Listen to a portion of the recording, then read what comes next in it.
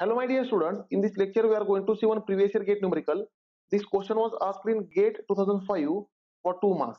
Basically, this question is based on composite slab, that is heat transfer through a composite slab.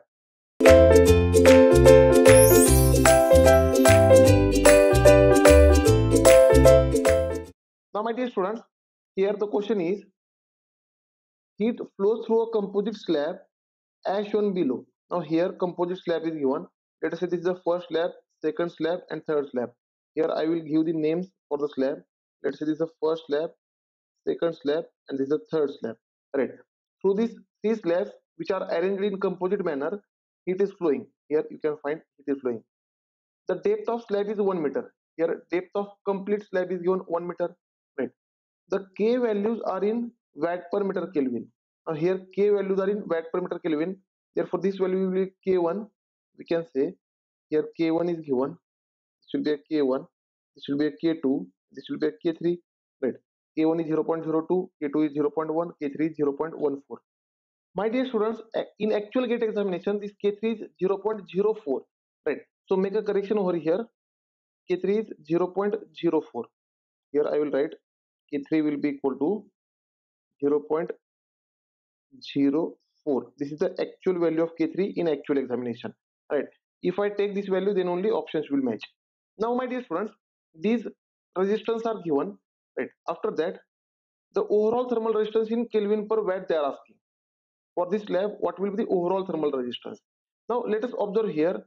This K2 and K3 means this slab 2 and slab 3 are in parallel, and these 2 and 3 combinedly are in series with 1. If I draw a circuit, right, each and every slab will offer resistance. The resistance offered by the slab, the resistance by the slab is nothing but L divided by K, that already we have seen, right, where L is the thickness of slab, right, K is the thermal conductivity of particular slab, and A is the perpendicular area to the direction of heat flow. Now let us observe the circuit first. Now, my dear students, here this first slab will offer resistance R1. Let us say this will be the resistance R1 offered by the first slab. But my dear students, the resistance R2 and R3 of the second and third slab are in parallel with each other, but combinedly they are in series with 1. Right. Therefore, the resistance will come in series, but R2 and R3 will be in parallel with each other. Right, like this. Right, and there will be a heat transfer through this circuit. There is a heat flow. So, my dear students, the same circuit we can draw like is equal to here R1, and with R1 there is the equivalent of R2 and R3. Let us say R equivalent of R equivalent 1.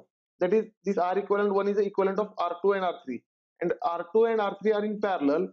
Therefore, we can write 1 upon R equivalent 1 will be equal to 1 upon R2 plus 1 upon R3. That means the reciprocals will get added. Right. From this we can say 1 upon R equivalent 1 will be equal to R3 plus R2 divided by R2 R3. Right. Therefore, this R equivalent 1, right, which is nothing but equivalent of 2 and 3, will be equal to R2 plus here it will become reciprocal, right, which is nothing but R2 R3 divided by R2 plus R3. This is how we can find equivalent resistance of 2 and 3. Right. So, my dear students, but now here you can check R1 and R equivalent 1 are in parallel. Sorry, they are in series. R1 and R equivalent 1 are in series. Therefore, this series resistance will get directly added. Therefore, here we can say the equivalent circuit.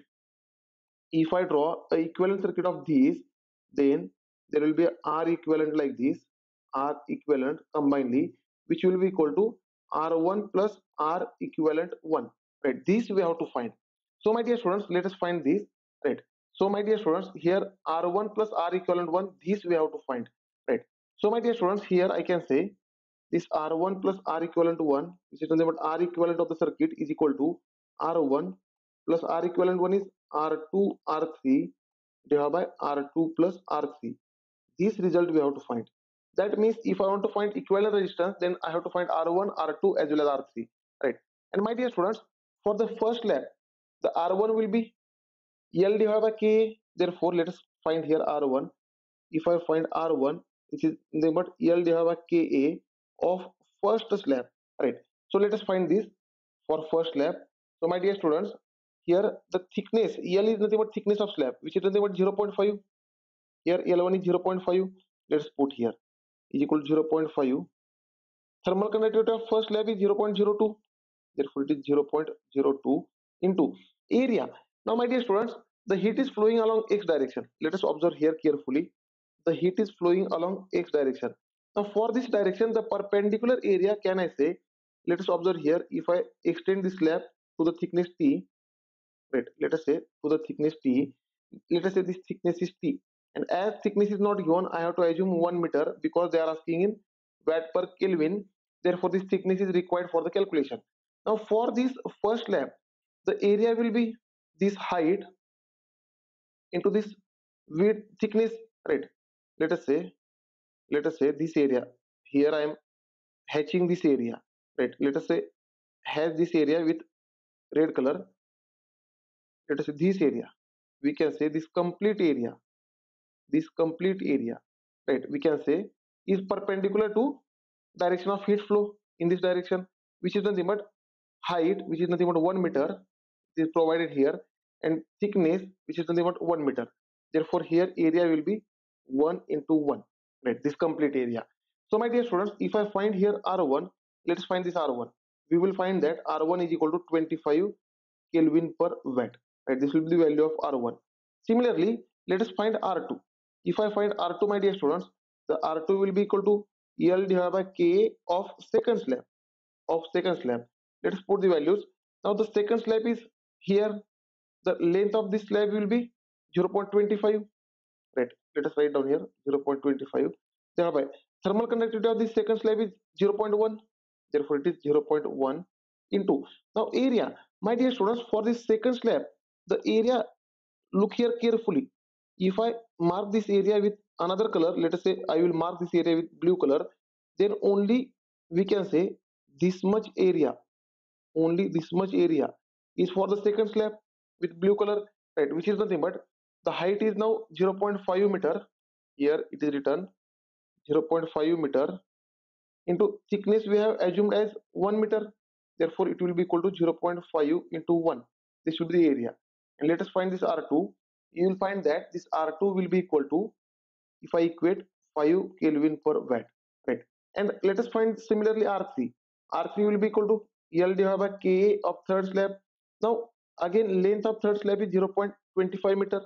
Let us put here 0.25. Thermal conductivity is 0.04. Let us put here thermal conductivity is 0.04 into area. Now, my dear students, again area for the second slab. Here I will hatch with red color this hatching area, right? That is height, which is nothing but 0.5 again, right? Because total height is 1 meter, and from this 0.5 is subtracted. Therefore, height will be, here you can see the height will be 0.5, and thickness is 1 we have assumed. Therefore, let us put here thickness. Height is 0.5, 1, and thickness, right? 0.5 is height into 1 is thickness, right? So let us find this R3, and if I solve for R3, I will get R3 is equal to 12.5 Kelvin per watt. So my dear students, here I have calculated values of R1, R2 and R3. So let us put these values in the derived expression, right? Here we have derived the expression. In this expression, let us put the values, right? Here I am erasing the values. We will put directly. So my dear students, this R equivalent will be equal to, now R1 we have seen, R1 we have calculated as 25 plus R2 we have calculated as 5, R3 as 12.5 divided by R2 is 5 plus R3 is 12.5, right? And let us simplify for this R equivalent. Then you will find, my dear students, R equivalent is equal to something like 28.57 Kelvin per watt, right? Now look at the options. If I look at the options, I have 28.6. Now this obtained result is close to 28.6 Kelvin per watt. Therefore, my dear students, here for this question, option C will be the correct choice. So my dear students, if you select option C, you will get full 2 marks. Thank you, dear students. In next lecture, we will see one more numerical on this topic which was asked in previous year GATE examination.